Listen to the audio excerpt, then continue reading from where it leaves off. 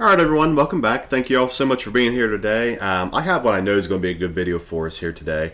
It is the top 10 places to visit in New Zealand, and it's by Mr. Ryan Shirley. We all know he does fantastic work. We all know how beautiful New Zealand is. My question for you though.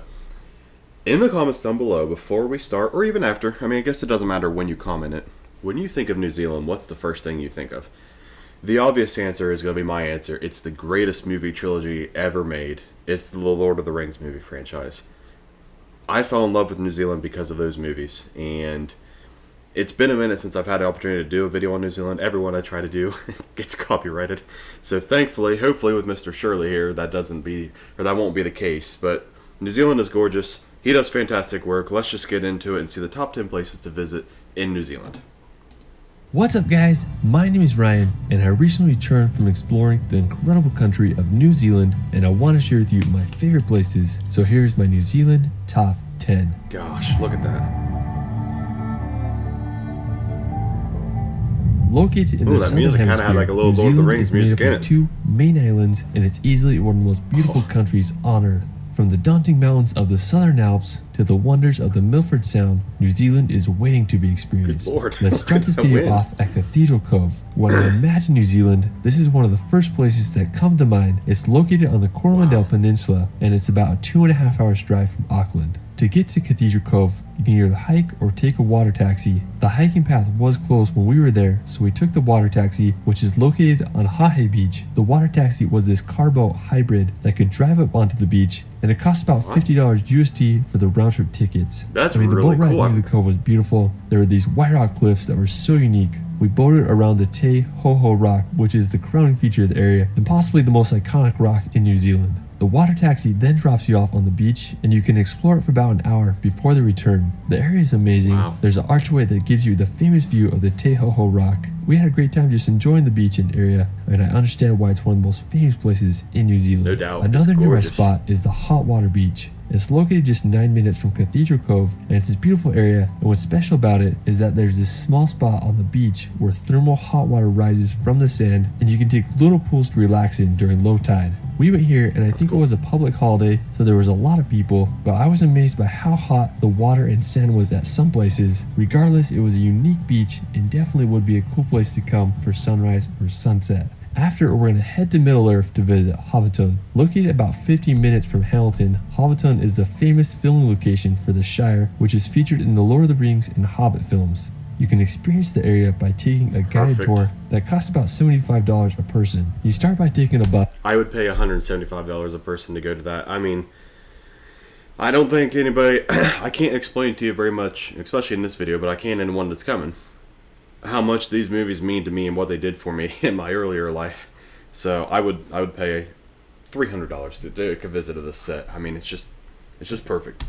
In and then proceed to walk through the incredible movie set. It was really interesting to hear from the tour guide all the facts and behind the scenes of what took place here in order to make the film possible. The attention to detail was immaculate, and it really felt like you were walking in a fantasy realm. It was also interesting to learn the story why it was chosen to be the place of the Shire. Basically, Peter Jackson was looking for a farm that had rolling green hills, a massive tree, and a lake, and this place checked all the boxes. One of my favorite parts of the tour was going into one of the Hobbit homes. We got to explore it for a good amount of time, and it looked quite comfortable to live in. It's so After, cool. we walked over the bridge and explored a little bit more of Hobbiton. If you are a Lord of the Rings fan, you gotta come and experience the Shire. After it, we're going to head back to the coast to visit Three Sisters. Located about a 2.5 hours drive from Hamilton, Three Sisters is this incredible beach area. Now to reach it, we parked and walked on the muddy and slippery banks of this river. When we got to the beach, I was amazed at the color of the black sand, No and then doubt. there was these That's beautiful exactly what I was sea getting ready to stacks in the say. distance. There's also this unique rock formation called Elephant Rock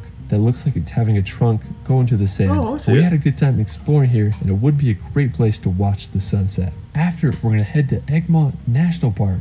Located near the town of New Plymouth, the main feature of the national park is Mount Taranaki. If you look at the park and Mount Taranaki from space, there's an almost perfect circle of trees that shows the park's boundaries. I really wanted to go to the Pohukai Circuit Reflective Tarn, We started on the Mangori Track trailhead, and it was a steady incline through a forest, and we reached the Pohokai mountain hut. We continued on these raised boardwalks that went through some beautiful vegetation with a constant view of Mount Taranaki. After 2 hours of hiking, we made it to the tarn, which is basically this little pond. It was smaller than I imagined, but it offered a beautiful view of Mount Taranaki. If there was no clouds or wind, it would be a perfect reflection of the volcano. We enjoyed resting there for a bit and taking in the view. It was definitely a challenging trek and took us 4 hours to do, but I'm glad we did. Dang, 4 hours. After we're going to head to the South Island. We left from Wellington and took the ferry that crosses the Cook Strait. It was about a 3-hour journey and a nice boat ride. We arrived at the town of Picton, which is located in the Marlborough Sounds, which is an incredible area on the northern point of the southern island with picturesque bays and scenery. Afterwards, we're going to head to Varariki Beach. Located about 4.5 hours drive from Picton, this was easily my favorite beach we visited in New Zealand. To reach it, it was a beautiful 15-minute walk, and when we got to the beach, I was blown away by the beauty of this place. The windswept sand was so picturesque and felt otherworldly. Now, the crowning feature of the area is the Archway Islands. They are the set of 2 islands that have a bunch of arches in them. I mean, they were so unique and epic. We had a great time waiting around for sunset and watching the islands light up with an orange glow. While it is out of the way, this place was well worth the journey to get there. After, we're going to head south to visit Lake Tekapo, located about a 3 hours drive from Christchurch. Lake Tekapo is this incredible blue lake. If you come here between the months of November to January, you might be able to see the scenic lupine flowers around the lake. The area around Lake Tekapo is also one of the best places. Do you see that? I mean, talk about majestic. Oh my. In the world to see the night sky. After, we're going to head to Mount Cook.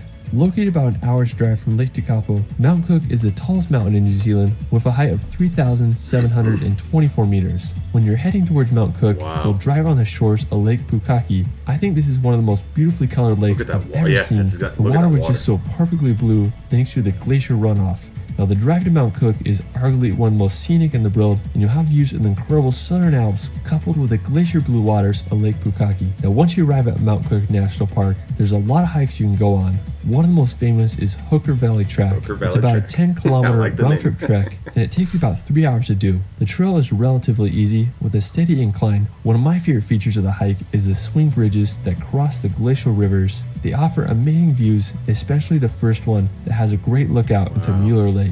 After, you continue on the trail and walk on some overland tracks. When we reached Hooker Lake, I was amazed at the view of the glacier ice chunks in front of the massive backdrop of Mount Cook. It was possibly the windiest place I've ever been. The wind was blowing so hard and it was wisping up the lake water, creating for one of the most epic situations. The power of the wind was just absolutely insane. I mean, I felt like we were going to be blown away or something. Another incredible place in the park is the Tasman Lake. It's a short 10-minute hike from the parking lot and has some amazing views of the Tasman Glacier. After, we're going to head to Wanaka to hike Roy's Peak. Located just a few minutes outside the town of Wanaka, this is one of the most popular hikes in the area. The full trail is about 16 kilometers and is a constant incline with an elevation gain of 1,300 meters. It was the hardest hike we did in New Zealand. There was a parking lot at the beginning of the trail and the ascent starts. There is some beautiful views of Wanaka and the lake on the way up, but the trail is pretty exposed without much shade. It is a popular hike to start around 3 or 4 a.m. to catch the sunrise, but we didn't wake up that early. After about 2.5 hours of a grueling uphill climb, we made it to the lookout. There still was more to hike to reach the official Roy's Peak, but we were pretty gassed and I decided this is as high as we were going to go. There was a nice little trail that offered an incredible lookout and view of the area. If you're in Wanaka and want a challenging day hike, Roy's Peak is a great option. While you're in the area, you can also visit the world famous tree found on the shores of Lake Wanaka. After, we're going to head back to the coast to visit Nugget Point Lighthouse. Located about a 3.5 hours drive from Wanaka, Nugget Point is this incredibly scenic lighthouse that was opened in 1870. To get to the lighthouse, it's a short walk from the parking lot, and the area is full of incredible... I'm trying to guess one that he might go to, and Is it Queensland or Queenstown? Is that what it's called? I can't remember. I think it's in the South Island, and it's supposed to be like a majestic little old school town that jet out of the sea. They definitely would have been dangerous to unknowing sailors. Another nearby beautiful place is Puakanui Bay. There's an amazing beach coupled with impressive sea cliffs, and it's also an ideal place for camping. For our final location, we're going to visit the Milford Sound. Located in the Fiordland National Park, the Milford Sound is possibly the most famous place in all of New Zealand, and after exploring it, I understand why. The Milford Sound is pretty isolated, and the closest town is Te Anau, which is about 2 hours drive Queenstown, to get there. it's right there, The okay. road is one of the most beautiful I've ever been on. The scenery reminded me of the fjords of Norway, but slightly more tropical. We saw some Kia birds, which are the only alpine parrots in the world, and they're seriously so beautiful. Once we arrived at the Milford Sound, we got on a boat that took us on a tour of the famous fjord. It was about $90 a person, and it took about 2 hours. The views on the front of the boat were amazing as we headed into the fjord. I mean, the scale of this place is insane. The mountain walls rise straight up thousands of feet high. We came across several waterfalls cascading into the sound. The most famous one is probably Sterling Falls. Our boat took us up right to it, and then the views of the falls was really nice as we headed back to the ferry dock. Now after the boat tour, I really enjoyed just walking around the sound. There were some nice trails, and I liked this little coastal area that had smooth rocks and really unique vegetation that lined the shore. It was just so calming to watch the little waves roll in. It was very It's sunny just the day we perfection, were people. there, but the Milford Sound is famous for being one of the rainiest inhabitable places on Earth. I mean, I'd love to experience a place when it's raining. The Milford Sound truly is on another level of beauty, and if you come to New Zealand, you gotta experience this place. Well, that is it for my New Zealand top 10. There's truly so much to see in this country, and I'll have to come back for part 2. Let me know where your favorite place is in the comments below. It's Ryan, and we will see you later. Well, first things first, Will, I know you're going to be watching this one. How many of these places have you been to since you do live in New Zealand? So you make sure you let me know about that. But guys, New Zealand is just incredible. I mean, it is literally the perfect mixture of all these different countries, the best aspects, all shoved together into 2 islands. And it's perfect. And as soon as is it fjord? Is that how you pronounce it? Fjord? Like the fjords in Norway? Is that, if I said that right, hopefully I did. That's what I think of when I think of Milford Sound. It's just such a beautiful country. I'm so glad we did this video. Let me know what your guys' favorite was in the comment section down below. I don't know if I could pick one. I mean, nostalgically, my favorite was Hobbiton because I love Lord of the Rings and it's just a deeply important part of my life. But Milford Sound was probably my favorite. It was just so beautiful and breathtaking. But let me know down below what your guys' favorite spot was that he visited here. And thank you all so much for watching the video. I appreciate everybody being here. We are finally, at 500 subscribers, and it just means the world to me. And yeah, we're going to be able to fully extend out into a lot of other things that we're going to be getting started on with the channel. So thank you all so much for being here. Appreciate everybody watching and hanging out. Leave a like on the video if you haven't already. Consider subscribing to the channel. It is free for you. Helps me out tremendously. But until the next time, guys. Bye.